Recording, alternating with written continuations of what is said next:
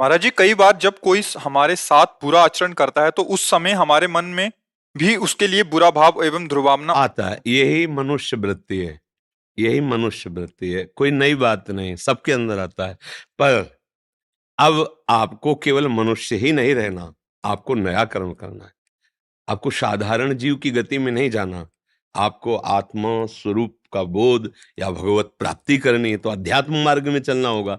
अब अध्यात्म मार्ग से आप इसे काट सकते हैं, अन्यथा तो फिर लड़ाई झगड़ा राग द्वेष ये तो चलता ही रहता है। अध्यात्म मार्ग से कि ये आदमी क्रिया कर रहा है, लेकिन इसका कारण क्या है।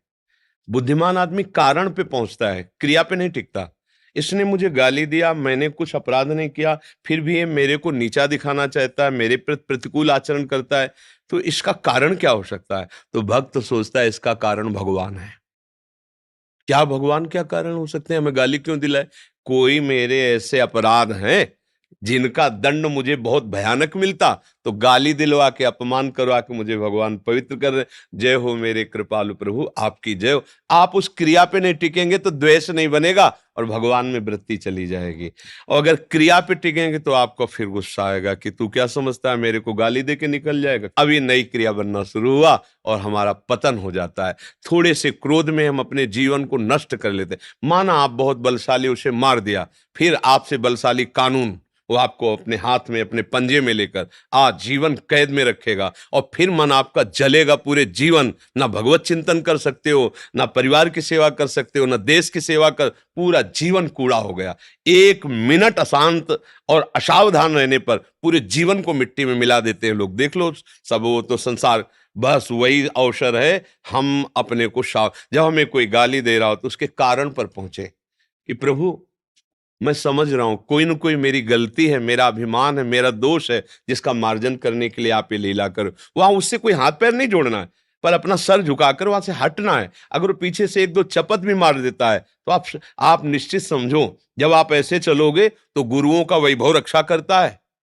आप सर मोड़ के चल दोगे तो आप जिनके लिए सर मोड़ दिए वो उनका सर नीचा करवा के छोड़ेंगे। इतनी सामर्थ्य है, अनंत शक्ति संपन्न है।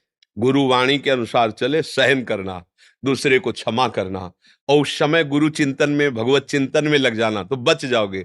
लड़ाई झगड़ा राग द्वेष हर व्यक्ति के अंदर है, आप नहीं, हर व्यक्ति के अंदर। इसी को मिटा दे सो महात्मा, और जो इसी में फंस गया वही संसारी पुरुष होता है। महात्मा जिसके विचार, जिसकी बुद्धि निरंतर भगवत तत्व में स्थित होती, उसे कहते हैं। कोई भी घटना, कोई भी परिस्थिति, कोई भी दुख, कोई भी अपमान उसके हृदय में क्षोभ नहीं पैदा कर सकता, क्योंकि वो विचारवान है। तुरंत विवेक के द्वारा अपने को संभाल लिया, और अज्ञानी पुरुष तुरंत उस घटना से, घटित परिस्थिति में आकर वो ऐसी नई घटना कर देता है जो जीवन भर शोकित होना पड़ता है, जीवन भर। इसलिए भैया सावधान रहो, दूसरे की कोई गलती नहीं, मेरी ही गलती का परिणाम दूसरा मुझे दे रहा, पक्का समझ लो। ऐसे विश्व में किसी की ताकत नहीं कि आपको छू ले। अगर कोई मुझे दंड दे रहा है तो मेरे किसी कर्म का, किसी जन्म का वो फल है, और मुझे सह लेना चाहिए, हिसाब किताब बराबर। अगर हम नया कर्म करते हैं तो फिर अलग बात है। और उसी समय एक और बात जिसको गुप्त है, कि इस पर ज्यादा वार्ता नहीं होती। आप बिल्कुल ऐसे ही चल रहे हैं और किसी ने गुरुवाणी, गुरु, इष्ट, इसके प्रति प्रतिकूलता पैदा क्यों, आपको होश ही नहीं है, और आप कर बैठे जो करना है। अब वो आपके बस की बात नहीं है। वो ईश जो है, वो परमात्मा जो है, वो सदगुरु जो है आपसे करा रहा है। अब आप निहाल ही रहोगे, आपको कोई परास्त नहीं कर सकता। जब मैं करूंगा तो हिसाब होगा, जब आप करवाएंगे तो फिर कोई, तो जब भगवान के यंत्र बन जाए फिर ऐसा कुछ हो, वो जाने। अपनी तरफ से क्षमा, अपनी तरफ से दया, अपनी तरफ से विवेक के द्वारा मेरी ही कोई गलती है, ऐसा भाव रखना। और फिर भागवतिक विधान जो हो वो हमारी बस का नहीं, ऐसा भाव रखना चाहिए। आप कहोगे कि हिंसा तो कोई बहुत ही राक्षस करता होगा। आप लोग हिंसा के स्वभाव को नहीं जान पा रहे। गर्भ में बच्चा पल रहा है, मुझे नहीं चाहिए, ये तुमने कोई ककड़ी कीड़ा समझ रखा है। उस गर्भ को पात करा दिया, नष्ट कर दिया।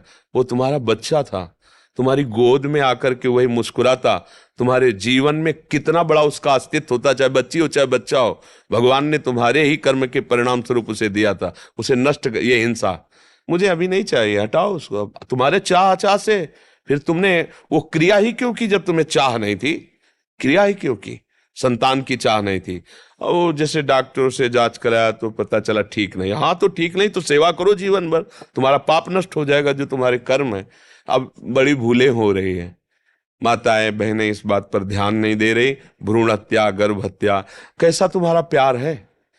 अगर वही बच्चा बाहर आंगन में खेलता हो, आके कोई एक थप्पड़ लगा दे तुम्हारी छाती पे लगेगा, तुमने मेरे बच्चे को मार कर, और वही बच्चा जो केवल तुम्हारे गर्भ रूपी आंगन में तुम्हारे ही आश्रित है और उसको तुम नष्ट करवा रहे हो, कैसा तुम्हारा हृदय है?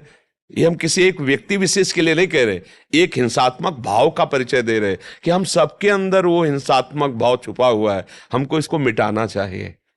अब ऐसे ऐसे शब्द सुनने को मिलते हैं जिनसे ऐसा लगता है क्या मतलब, बेटी, अरे बड़े बड़े संत महात्मा सब उसी शरीर का आश्रय लेकर पैदा होते हैं। माताओं बहनों के इस शरीर का आश्रय लेकर तो संत महात्मा पैदा होते। तुम किससे पैदा हुए हो? एक माँ भी तो किसी की बेटी थी। अगर वो उसकी सुरक्षा ना करता तो आज तुम माँ कैसे बन सकती, तुम पिता कैसे बन सकते? तो तुम्हारा क्या कर्तव्य है कि तुमने अगर ब्याह किया संतान उत्पत्ति के